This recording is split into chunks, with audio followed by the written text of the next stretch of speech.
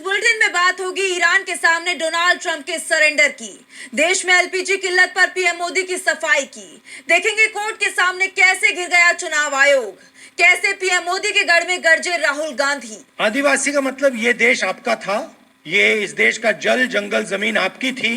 जानेंगे अखिलेश यादव ने बीजेपी पर बोला क्या हमला। हमारी मांग क्या है कि जाति न करो, आबादी के साथ हक और सम्मान दे दो। और बुलेटिन के आखिर में देखेंगे जाने माने कार्टूनिस्ट इरफान की किस खबर पर पड़ी तिरछी नजर। लेकिन दिन भर की तमाम बड़ी खबरों से पहले एक नजर आज की सुर्खियों पर। राहुल गांधी के खिलाफ मानहानि केस की टली सुनवाई, गृह मंत्री अमित शाह पर कथित टिप्पणी करने से जुड़ा है मामला। 27 मार्च को अगली सुनवाई तय। पंजाब कांग्रेस के 4 सांसदों ने गृह मंत्री अमित शाह को लिखा पत्र, डीएम रंधावा की जान जाने के मामले में सीबीआई जांच की उठाई मांग, आरोपियों के खिलाफ लुकआउट सर्कुलर जारी करने की अपील। केरल बीजेपी अध्यक्ष चंद्रशेखर की उम्मीदवारी रद्द करने की मांग हुई तेज, कांग्रेस ने किया बड़ा दावा, कहा बेंगलुरु में 200 करोड़ का है बंगला, हलफनामे में छिपाई जानकारी। आपके लिए विकास से ज्यादा त्योहार जरूरी, सुप्रीम कोर्ट की ममता सरकार को फटकार, कोलकाता मेट्रो परियोजना में देरी पर कहा हम बहाना नहीं देंगे। और शेयर बाजार में गिरावट, 1836 अंकों की गिरावट के साथ 72,696 पर बंद हुआ सेंसेक्स, तो 601 अंकों की गिरावट के साथ 22,512 पर बंद हुआ निफ्टी। ये तो थी सुर्खियां। अब बात आज की सबसे बड़ी खबर की। मिडिल ईस्ट की जंग ने पूरी दुनिया में हाहाकार मचा दिया है। हॉर्मुज स्ट्रेट से वैश्विक तेल की सप्लाई पर ईरानी पहरे ने तमाम देशों पर ऊर्जा संकट खड़ा कर दिया है। ऐसे में अब अमेरिकी राष्ट्रपति डोनाल्ड ट्रंप युद्ध विराम की बात करते नजर आ रही हैं, जिसके बाद इस जंग की तस्वीर ही बदल गई है। तो जंग के 24वें दिन क्या है मिडिल ईस्ट में हालात, आइए जानेंगे इस रिपोर्ट में। ईरान के साथ जंग में अमेरिका और इजराइल को जबरदस्त नुकसान उठाना पड़ रहा है। ईरानी मिसाइलों ने इजराइल के शहरों में और खाड़ी क्षेत्र में अमेरिकी ठिकानों पर भयंकर तबाही मचाई है। जंग के 24वें दिन भी उसकी तरफ से यूएई में और सऊदी अरब में मिसाइल और ड्रोन दागे गए। ईरान की रक्षा परिषद ने धमकी भी दी है कि अगर ईरान के तटों या द्वीपों पर हमला होता है तो पूरे फारस की खाड़ी में बारूदी सुरंगें बिछा दी जाएंगी।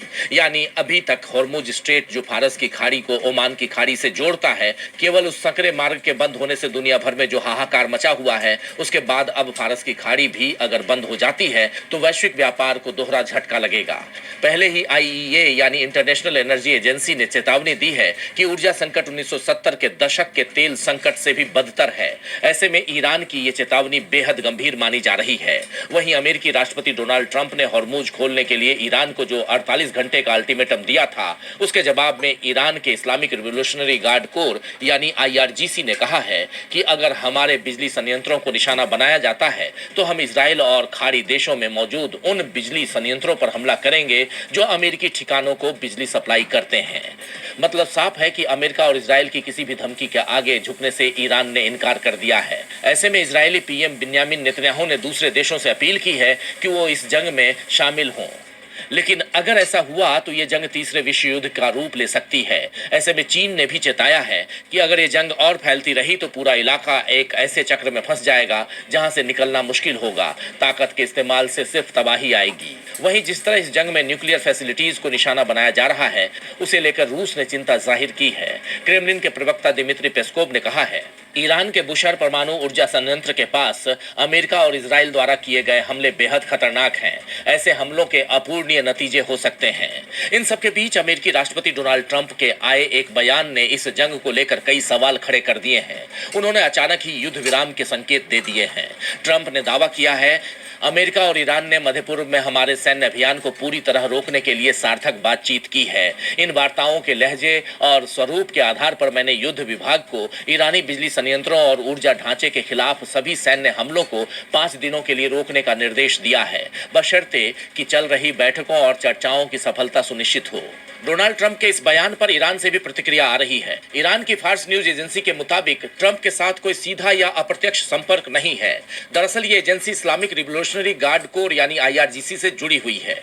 इस एजेंसी के अनुसार सोर्स का कहना है कि जब ट्रंप ने सुना कि हमारे निशाने पर पश्चिम एशिया के सभी पावर स्टेशन होंगे तो वो पीछे हट गए। तो साफ नजर आ रहा है कि ईरान पीछे हटने को तैयार नहीं है और सवाल ये भी उठ रहे हैं कि क्या डोनाल्ड ट्रंप बैकफुट पर आ गए हैं। क्या अब ये जंग खत्म होने वाली है?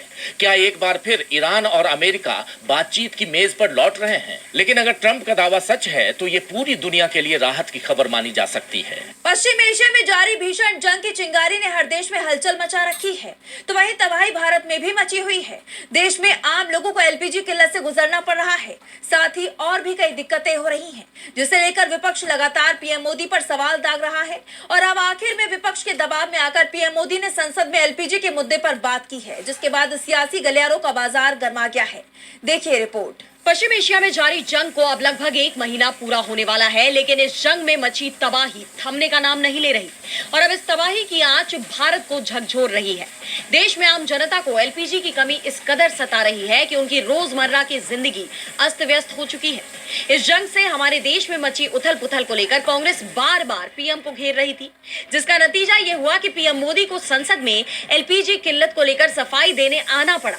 उन्होंने लोकसभा में बोलते हुए कहा कि हमारी सरकार की कोशिश रही है कि पेट्रोल, डीजल और गैस की सप्लाई प्रभावित ना हो। हम सभी जानते हैं कि देश अपनी जरूरत की 60% एलपीजी आयात करता है। इसकी सप्लाई में अनिश्चितता के कारण सरकार ने इसके घरेलू उत्पादन को प्राथमिकता दी, साथ ही इसके देश में उत्पादन को बढ़ाया जा रहा है। सरकार और उद्योग के साझा प्रयास से हम परिस्थितियों का बेहतर तरीके से सामना कर पाएंगे। पेट्रोल और डीजल की आपूर्ति लगातार बरकरार रखने की कोशिश की जा रही है। बीते 1 दशक में उठाए गए कदम अब और भी प्रासंगिक हो गए हैं। भारत ने बीते 11 साल में अपनी ऊर्जा जरूरतों की आपूर्ति का डाइवर्सिफिकेशन किया है। पहले भारत में 27 देशों से कच्चे तेल और गैस का आयात किया जाता था। अब देश में 41 देशों से ऊर्जा जरूरतों का आयात किया जाता है। पीएम मोदी ने आगे ये भी कहा कि भारत लगातार अलग अलग सप्लायर्स के भी संपर्क में है। हमारी कोशिश है कि जहां से मुमकिन हो वहां से सप्लाई होती रहे। हमारा प्रयास है कि तेल हो, गैस हो, फर्टिलाइजर हो, ऐसे सभी जहाज भारत तक सुरक्षित पहुंचे। भारत ने कच्चे तेल के भंडारण को भी प्राथमिकता दी है। आज भारत के पास 53 लाख मैट्रिक टन का स्ट्रैटेजिक रिजर्व है और 65 लाख मैट्रिक टन के रिजर्व पर काम किया जा रहा है। हम हर सेक्टर के स्टेक होल्डर के साथ चर्चा कर रहे हैं। हर सेक्टर को जरूरी सपोर्ट दिया जा रहा है। सरकार ने एक इंटर मिनिस्ट्रियल ग्रुप बनाया है। ये समूह हर दिन मिलता है और हमारे इंपोर्ट एक्सपोर्ट पर बात करता है और समाधान पर चर्चा करता है। पीएम मोदी के बयान को विपक्ष के सवालों का जवाब माना जा रहा है। जैसा कि आप जानते हैं कि पश्चिम एशिया में जारी जंग से भारत की जनता को हो रही दिक्कतों को देखते हुए विपक्ष लगातार मोदी सरकार को घेर रहा था और कई सवाल उठा रहा था और अब आखिर में पीएम मोदी को विपक्ष के आगे झुकना ही पड़ा।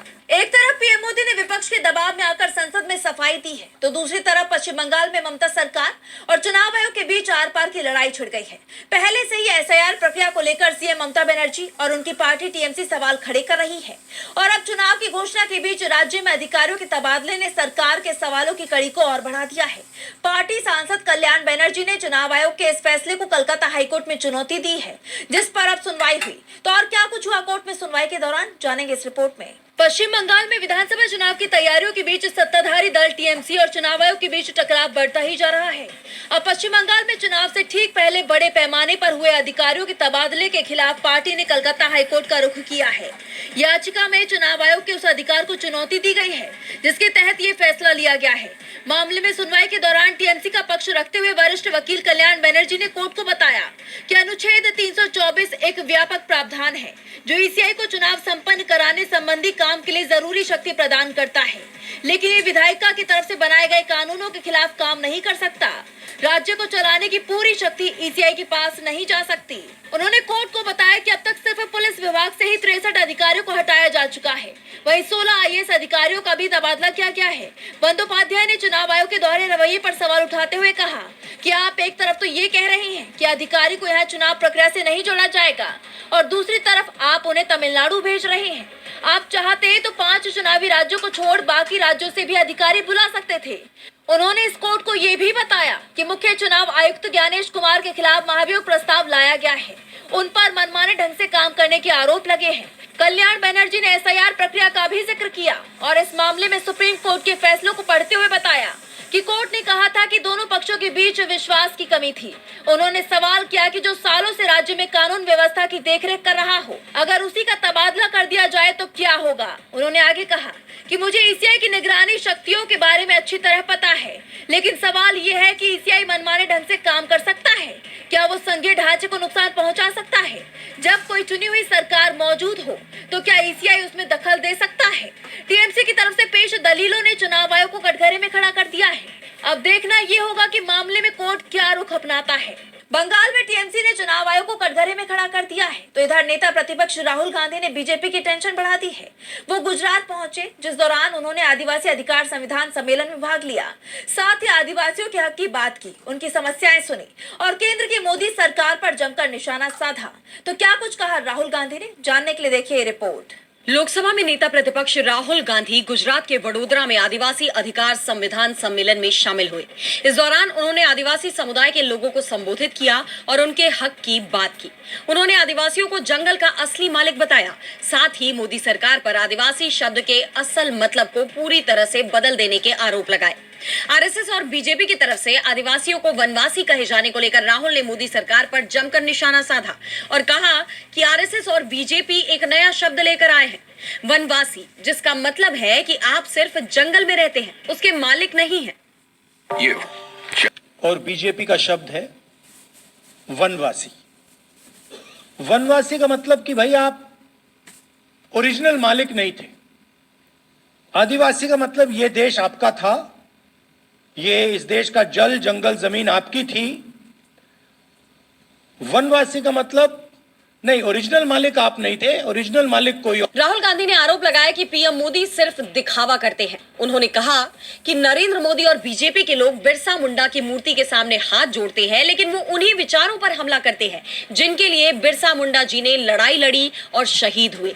जब बीजेपी आदिवासियों के जल जंगल जमीन को छीनती है तो वो सिर्फ बिरसा मुंडा जी ही नहीं, संविधान पर भी हमला करती है। आज देश में विकास के नाम पर आदिवासियों की जमीन छीन ली जाती है और मुआवजा भी नहीं दिया जाता। इस सरकार के हिसाब से आदिवासियों के कोई अधिकार ही नहीं है। उन्होंने आरोप लगाया कि पीएम मोदी ने जंगल की जमीन औने पौने दाम पर अपने दोस्त अडानी को दिए हैं। उन्हें आदिवासी समुदाय की कोई चिंता नहीं है। उन्होंने आरोप लगाया कि वो बोलने की कोशिश करते हैं, कोई समस्या उठाते हैं तो उन्हें बोलने से रोक दिया जाता है। राहुल गांधी ने कहा कि जब भी मैं जातिगत जनगणना की बात करता हूं, बीजेपी आरएसएस के लोग मेरे ऊपर आक्रमण करते हैं। पहले पब्लिक सेक्टर हुआ करते थे जिसमें आदिवासियों, दलितों और पिछड़ों को रिजर्वेशन मिलता था, लेकिन अब बीजेपी सरकारी संस्थाओं को प्राइवेटाइज कर रही है, जिसमें कुछ चुनिंदा लोगों को ही जगह मिला करेगी।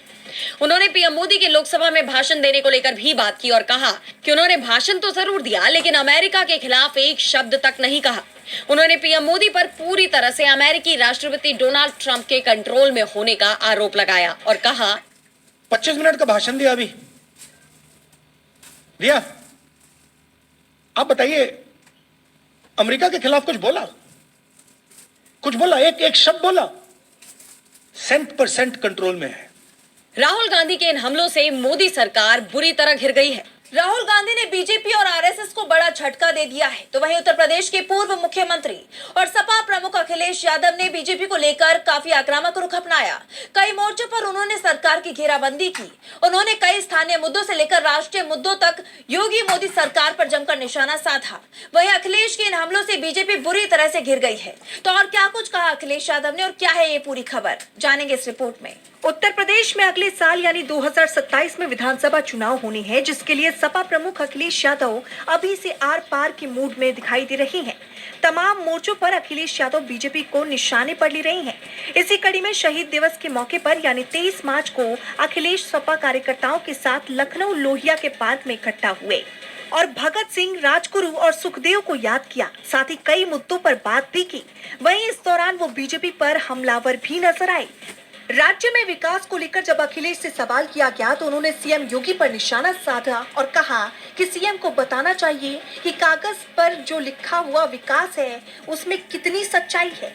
उन्हें ये बताना चाहिए कि पिछले जो एमओयू किए उन्होंने और लखनऊ राजधानी में डिफेंस एक्सपो हुए, उसमें कितना इन्वेस्टमेंट जमीन पर आया है और इन्वेस्टमेंट किस इंडस्ट्रियल पॉलिसी के तहत आया है और उन इंडस्ट्रियल पॉलिसी के तहत आपने बजट में कितना धन रखा था, और जो बजट में आपने धन रखा था वो आपने इंडस्ट्री को कितना इंसेंटिव दिया है, और अगर वो कारखाने उद्योग लग गए हैं तो प्रति कारखाना उद्योग आपने नौकरी और रोजगार कितना दिया ये भी बता दें। वहीं अखिलेश ने गोरखपुर में भाजपा नेता राजकुमार चौहान की जान जाने के मुद्दे पर भी सवाल उठाया और पूछा कि क्या कार्रवाई हुई, किसका नाम एफआईआर से हटाया गया, किसको बचाया जा रहा है। इस दौरान उन्होंने जातीय जनगणना की मांग भी उठाई और कहा, अरे भाई संविधान है कि नहीं है संविधान? हमारी मांग क्या है कि जाति जनगणना करो, आबादी के हिसाब से हक और सम्मान दे दो। वरीयता कैसे दे दी ये तो हमें बताए ना भाई, आपने वरीयता कैसे दे दी? क्या 50% में दे दी आपने? कोई हमें बता दे पढ़ा लिखा और आप में से कि 50% में वरीयता दे दी। जिसका जो हक है वो तो देना ही पड़ेगा आपको। सवाल ये कि आप हक छीन रहे हैं। मिडिल ईस्ट में जारी जंग के चलते भारत में एलपीजी संकट को लेकर भी उन्होंने सरकार की घेराबंदी की है। सरकार पर तंज कसते हुए अखिलेश ने एलपीजी की फुल फॉर्म लापता गैस बताते हुए साफ कहा कि चुनाव के बाद तो इसके दाम और तेजी से बढ़ेंगे। गैस बढ़ानी पड़ रही है। एलपीजी का फुल फॉर्म मैं बता चुका हूँ आपको, लापता गैस। और युद्ध नहीं थमा तो बहुत सारी दिक्कतें आएंगी और हमें आपको फेस करना पड़ेगा। चुनाव तक कीमतें नहीं बढ़ाई गई हैं, लेकिन जैसे ही चुनाव खत्म होगा आप देख लेना कि कीमतें बढ़ाई जाएंगी। जिस तरह अखिलेश यादव ने लगातार बीजेपी के खिलाफ मोर्चा खोला हुआ है, उसे देखते हुए कहा जा रहा है कि वो विधानसभा चुनाव को ध्यान में रखकर ये तेवर अपना रहे हैं। वहीं इसे लेकर राजनीतिक जानकारों का कहना है कि इसका फायदा भी उन्हें चुनाव में मिल सकता है, क्योंकि वो जनता के मुद्दों पर सरकार की घेराबंदी कर रहे हैं। अब देखना होगा कि अखिलेश यादव का ये हमला कब थमता है। अखिलेश के बयानों की चर्चा सियासत में तेज है, तो वहीं संसद में सत्ता पक्ष और विपक्ष के बीच कई मुद्दों पर टकराव ने सियासी सरगर्मी बढ़ा दी है। संसद के बजट सत्र का दूसरा चरण चल रहा है। इस दौरान वित्त मंत्री निर्मला सीतारमण ने फाइनेंस बिल पेश किया और सदन में इस पर चर्चा हुई। तो दूसरी तरफ राज्यसभा में आम आदमी पार्टी के सांसद राघव चड्ढा ने मोबाइल फोन यूजर से जुड़े मुद्दे को उठाया। इस दौरान सदन में तीखी बहस देखी गई। तो और क्या कुछ हुआ संसद में, जानेंगे इस रिपोर्ट में। ईद और फिर शनिवार रविवार की लंबी छुट्टी के बाद संसद के बजट सत्र की कार्यवाही फिर शुरू हुई। इस दौरान संसद में घमासान देखने को मिला। एक तरफ लोकसभा में 11 बजे से प्रश्नकाल की शुरुआत हुई। पर्यावरण मंत्रालय से अहम सवाल पूछे गए। केंद्रीय राज्य मंत्री कीर्तिवर्धन सिंह ने सवालों के जवाब दिए, जिसके बाद वित्त मंत्री निर्मला सीतारमण ने वित्त विधेयक 2026 पेश किया। बता दें कि ये काफी अहम कदम है, क्योंकि इससे केंद्रीय बजट 2026-27 में पेश किए गए प्रस्तावों को कानूनी ढांचा मिलेगा। तो दूसरी तरफ राज्यसभा में सभापति की इजाजत से सदस्यों ने अहम मुद्दों को सदन के पटल पर रखा। समाजवादी पार्टी की सांसद जया बच्चन ने राज्यसभा में शून्यकाल के दौरान कहा कि राष्ट्रीय राजधानी में रोड ब्लॉक्स और ट्रैफिक डायवर्जन आम लोगों के लिए परेशानी का सबब बन रहा है। एम्बुलेंस भी ट्रैफिक में रोक दी गई थी। ये कल्चर बंद होना चाहिए। इसके अलावा आप सांसद राघव चड्ढा ने राज्यसभा में मोबाइल फोन यूजर्स से जुड़े मुद्दों को उठाया। राघव चड्ढा ने कहा कि देश के करोड़ों मोबाइल यूजर्स रोजाना डेटा प्लान्स के जरिए अप्रत्यक्ष रूप से लूटे जा रहे हैं। उन्होंने समझाते हुए कहा, उपभोक्ता से पैसा पूरा लिया जाता है, लेकिन रात 12 बजे तक अनुपयुक्त डेटा दिन समाप्त होने के साथ ही खत्म हो जाता है। यह अनुपयुक्त डेटा हमें अगले दिन नहीं मिलता, जबकि ये हमारी मेहनत के पैसों से खरीदा जाता है। आप सांसद ने रोजाना मिलने वाले डेटा का पूरा इस्तेमाल नहीं हो पाने की स्थिति में उसका बाद में इस्तेमाल करने की व्यवस्था होने की मांग करते हुए कहा कि ये सिर्फ डेटा की ही नहीं बल्कि उपभोक्ता के अधिकार की भी बात है। यानी संसद में जनता से जुड़े कई मुद्दे उठे जिन पर चर्चा की गई। संसद में मचा बवाल अभी थमा भी नहीं कि सुप्रीम कोर्ट में एक दिलचस्प मामला देखने को मिला है। दरअसल सुप्रीम कोर्ट की इमारत पर राष्ट्रीय चिन्ह लगाने की मांग को लेकर हाल ही में एक याचिका दायर की गई थी, जिसे लेकर अब कोर्ट में सुनवाई हुई और सीजे सूर्यकांत ने याचिका को लेकर सकारात्मक संकेत दिए। तो क्या कुछ कहा सीजेआई ने, जानेंगे इस रिपोर्ट में। सुप्रीम कोर्ट में एक याचिका दायर की गई थी, जिसमें मांग की गई कि कोर्ट की इमारत के ऊपर राष्ट्रीय चिन्ह यानी अशोक स्तंभ लगाया जाए। याचिकाकर्ता का कहना था कि देश की सबसे बड़ी अदालत की इमारत पर राष्ट्रीय प्रतीक होना चाहिए। इस मामले की सुनवाई के दौरान सीजे सूर्यकांत की अगुवाई वाली बेंच ने सकारात्मक संकेत दिए। कोर्ट ने साफ कहा कि इस तरह की मांग के लिए याचिका दाखिल करने की जरूरत नहीं है। अगर सुझाव देना है तो वो प्रशासनिक तरीके से दें, यानी चीफ जस्टिस को चिट्ठी लिखकर इस पर विचार करने का अनुरोध किया जा सकता है। सुनवाई के दौरान सीजे सूर्यकांत ने कहा कि कि सुप्रीम कोर्ट की एक नई इमारत बन रही है। ऐसे में इस मुद्दे पर नई इमारत के संदर्भ में विचार किया जा सकता है। हम नई इमारत बना रहे हैं, हम इसे तब देखेंगे। सीजेआई के बयान के बाद याचिकाकर्ता ने पूछा कि मौजूदा इमारत पर क्या होगा, तो कोर्ट ने भरोसा दिलाया कि इस पर भी विचार किया जाएगा, लेकिन ये मामला कोर्ट के जरिए नहीं बल्कि प्रशासनिक स्तर पर तय होगा। जिसके बाद याचिकाकर्ता ने बताया कि वो मई 2025 में भी इस बारे में चिट्ठी लिख चुके हैं, जिस पर उन्हें 27 नवंबर 2025 को जवाब मिला था कि सुप्रीम कोर्ट अपना खुद का प्रतीक इस्तेमाल करता है। इस पर सीजेआई ने टिप्पणी करते हुए कहा, वो जवाब उनके कार्यकाल से पहले दिया गया था। यानी साफ है कि सुप्रीम कोर्ट इस विचार के खिलाफ नहीं है, लेकिन इसे अदालत में केस बनाकर नहीं बल्कि प्रशासनिक प्रक्रिया के जरिए तय करने की बात कह रहा है। और बुलेटिन के आखिर में देखेंगे जाने माने कार्टूनिस्ट इरफान की किस खबर पर पड़ी तिरछी नजर।